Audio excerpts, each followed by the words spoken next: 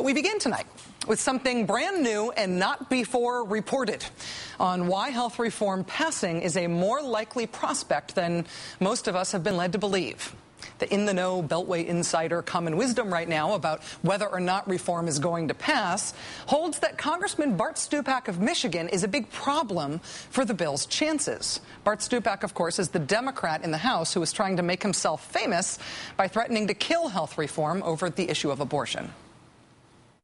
We do not want our taxpayer dollars going to fund abortion. And so we're just sticking to this principle. Mr. Stupak has been engaged in an effort that is as high profile as he can possibly make it to hijack health reform, to hijack the whole health care reform debate, to turn it into an abortion debate.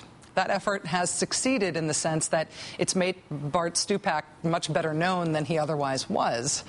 It remains to be seen if he'll be able to keep himself famous, though, now that his big supposed threat to kill health reform appears to be falling apart. One of the things that folks have not paid much attention to as they've been putting Bart Stupak on TV and giving him more attention than he's ever had in his life is that Bart Stupak never seems to name this block of people who he supposedly represents, this block of Stupak-following members of Congress who he supposedly speaks for. Well, last month, Congressman Stupak said it was 15 to 20 unnamed members of the House who he said had major concerns about the bill. But at least to the House members I've talked to, probably about 15 or 20 of them in the last 24 hours, they've said there are other problems with this bill.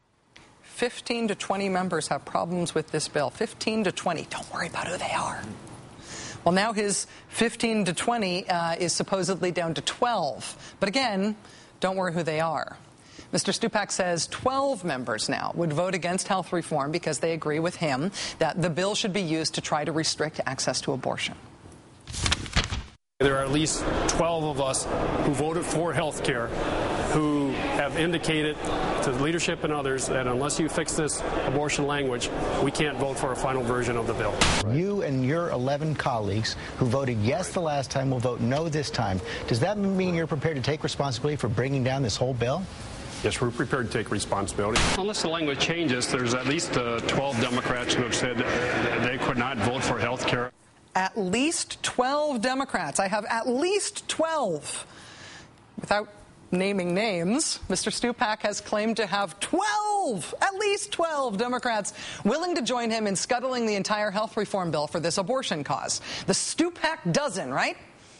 Well, today, here's some news. We spoke with a senior House leadership aide whose job is not to just pay attention to Bart Stupak because he wants people to pay attention to him, but to actually fact-check what Bart Stupak says to see if he really does have those 12 votes he says he has. And it turns out when Bart Stupak says at least 12, what he really means is not really 12 at all.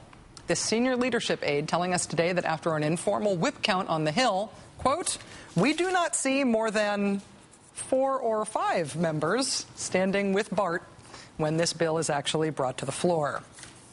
4 or 5. So Bart Stupak's unnamed posse of 15 to 20 became Bart Stupak's unnamed posse of 12, and now it looks like it's become Bart Stupak's unnamed posse of 4, maybe 5, plus Bart. Bart Stupak's dwindling posse is not the only problem he has right now, though. In negotiating with Bart Stupak and trying to figure out what he and his 4 friends want, there's also the problem that what he says he wants is something that can't be done. The bottom line is there has to be no public funding for abortion. That's been the law for 33 years. Let's just put current law in the bill and move forward. Congressman Stupak is proposing something that sounds very simple.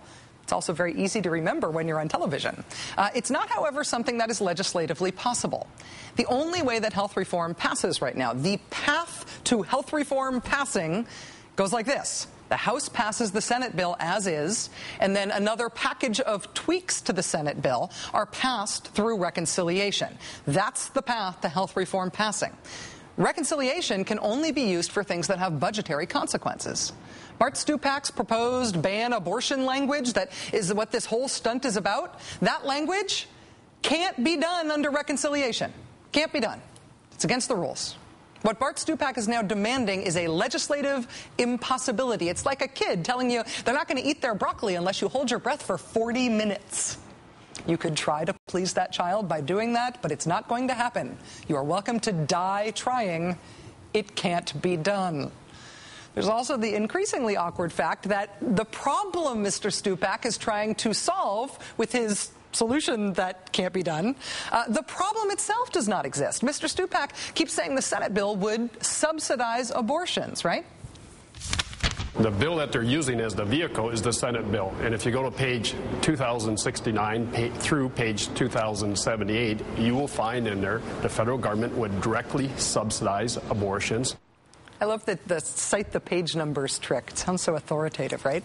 But if you actually go to the section of the bill that Congressman Stupak is citing, it turns out that's the part of the bill that points out that he's lying. Quote, if a qualified health plan provides coverage of abortion, the issuer of the plan shall not use any amount attributable to any government funds for purposes of paying for such services. Shall not subsidize abortions. Government funds shall not be used to pay for abortions. In fact, the Senate bill goes further than even that specific language. It says if you as a person receive any federal subsidies for health care, you must pay for your abortion coverage separately. Not just that you can't use federal money to pay for for abortion coverage, but you have to pay twice. You have to pay separately. The Senate bill doesn't allow spending government money on abortion, no matter how much Bart Stupak has convinced his friends at Fox and Friends otherwise. The reason that you have problems with the Senate bill is because it allows federal funding for abortion. Not actually true. Bart Stupak is not trying to keep federal money from going toward abortions. There's already an incredibly arcane procedure in the Senate bill to ensure that there is no federal funding for abortions in this at all. What Congressman Stupak's language would do is say that if you get any federal money for anything, then get this, you are prohibited from spending any of your own money on insurance that covers abortion. Because, you know, money is fungible. That dollar that you got from the federal government for something else, even if it's not for abortions, if you spend it on insurance that covers abortions, well, that magic process of moving that money through your life somehow offends Bart Stupak's belief about the appropriate disposition of your uterus. This is not about stopping federal funding of abortion. Federal funding of abortion is not in the health reform bill. This is about stopping people from being able to pay for insurance that covers abortion at all. In fact, if you think about it, there's no reason why Bart Stupak should be trying to hijack health reform specifically in order to do this. He could be hijacking anything. I mean, let's say you get food stamps.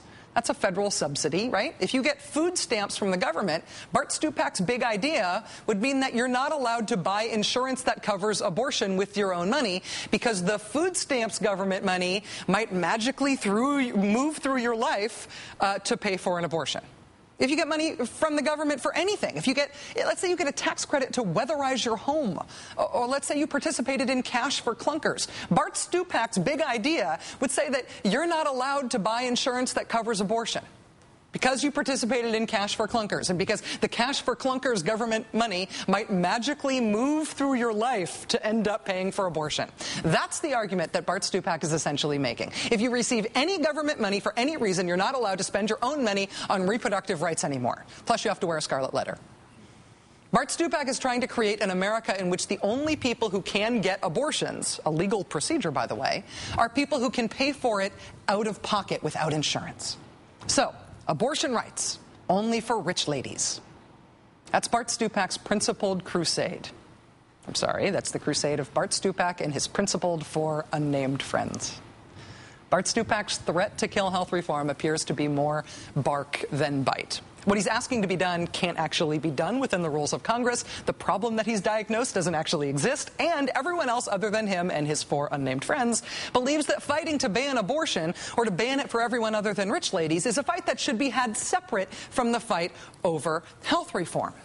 But there is one way in which this quixotic nonsense crusade is working for Bart Stupak. And the way it's working is that Bart Stupak gets to go on TV all the time now. Jackpot! Bart Stupak's supposedly principled stand right now has nothing to do with health reform. It has nothing to do with legislating. It has nothing to do with policy. It has nothing to do with anything that can actually happen in Congress. What it has to do with is Bart Stupak being on TV all the time. Congratulations, sir. I hope you're enjoying your 15 minutes. Now, who's been paying your rent? Bart Stupak, you want to be famous? You're getting famous right now. In terms of America getting to know you, there is still one big piece of the puzzle you continue to dodge our questions about. Who, sir, has been paying your rent? Who paid your rent for years? You even got asked about it by your good friends at Fox today. The liberal blog Daily Costs now has picked up on charges that the condominium that you rent in D.C. from a Christian group, that you're paying too low of rent, and they're calling now for both the IRS and the House Ethics Committee to investigate you. How would you respond to that? They investigate all they want. There's nothing improper. I no longer live there. I actually pay about the same amount of rent at a place where I live at now. So I've always paid fair market value.